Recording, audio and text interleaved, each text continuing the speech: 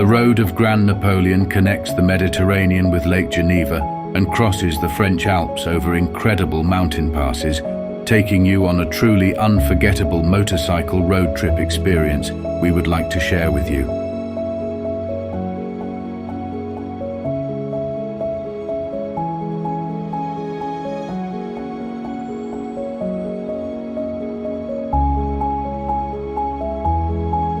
The twisting road passes lush hills and mystical valleys, where sparkling streams of alpine water invites to stop and immerse yourself to its silvery coolness.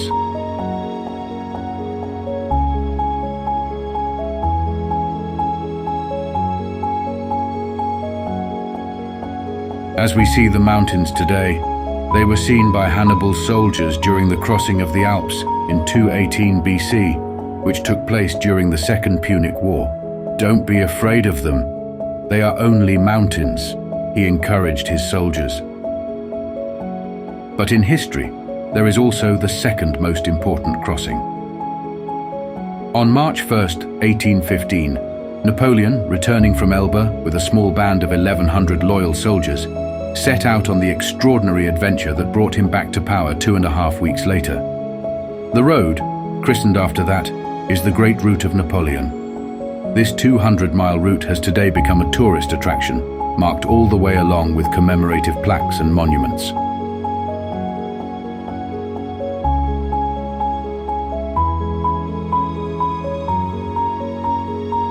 The 31-meter bridge over the Grand Cayolle ravine was completed in 1901 and immediately captured the interest of visitors as a scenic place to stop, take panoramic pictures, and descend to the stream to fill empty water flasks.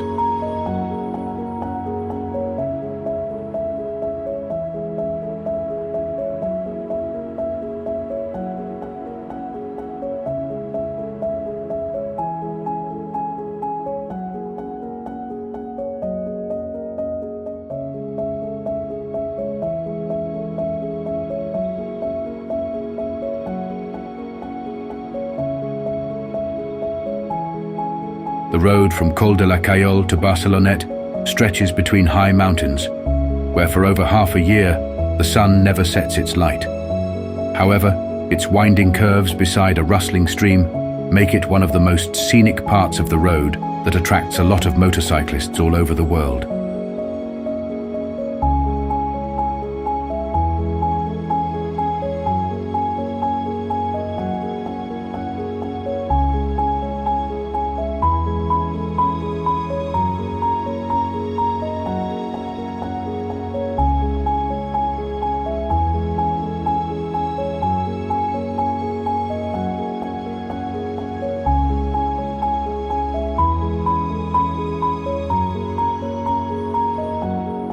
From Barcelonnette, it is worth exploring the winding side road over the mountains towards Col d'Alos and Colmars.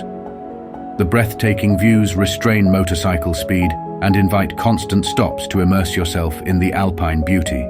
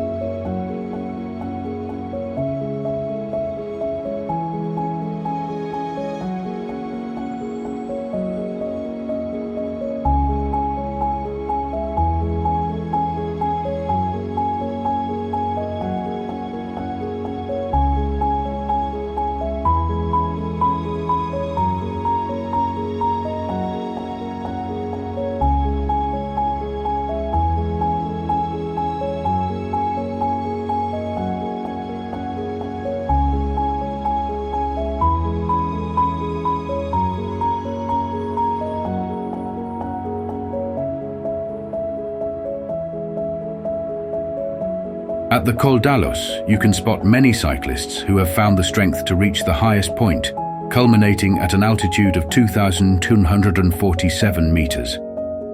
The Col d'Alos is one of the best known and most popular passes for cyclists.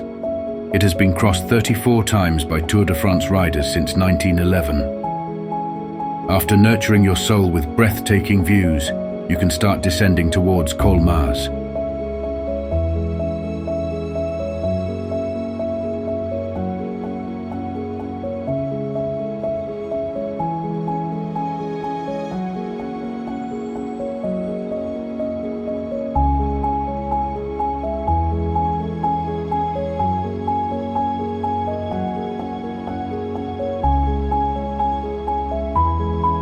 At the end of the 17th century, during the War of the League of Augsburg, Louis XIV reinforced all the borders of his kingdom.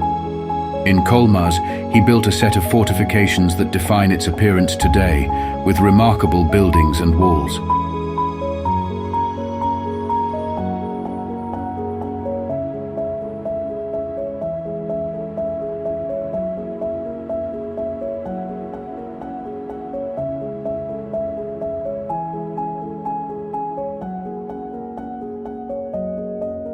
From Colmars, it is advisable to cross the Allos Pass again and head up to the right side of the mountain summit through Entraunes to Camp des Fourches.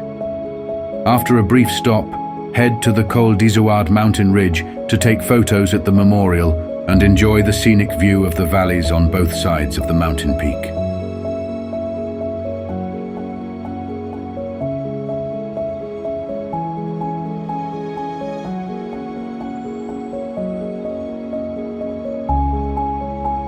As you ascend to the top of Col d'Izoard, you'll notice peculiar graffiti on the tarmac. These date back to the early days of the Tour de France, when people came to cheer on the heroes and painted inspiring slogans on the road.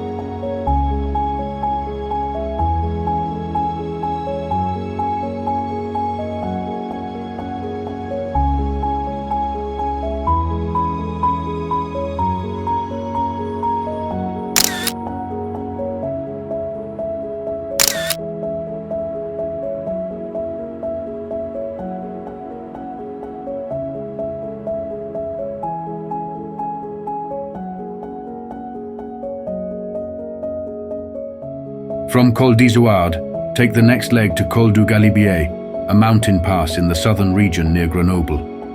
It is the 8th highest paved road in the Alps and frequently the highest point of the Tour de France.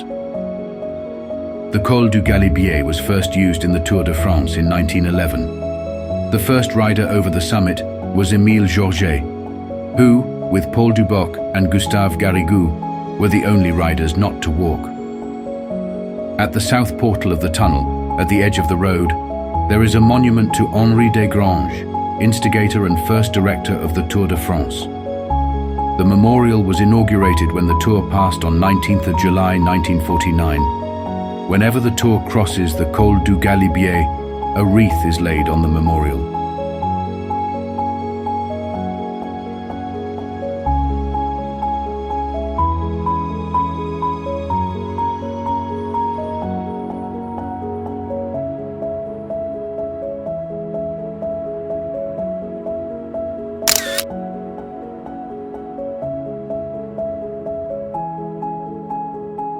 Since 1947, the Col du Galibier has been crossed 31 times by the Tour de France.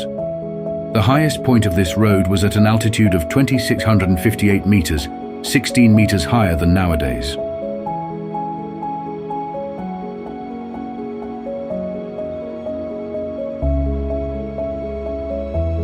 From Col du Galibier, our road rolled towards the end, passing through Briançon via the Col du Télégraphe, the Col du Lautaret, and finally reaching Mont Blanc and Lake Geneva.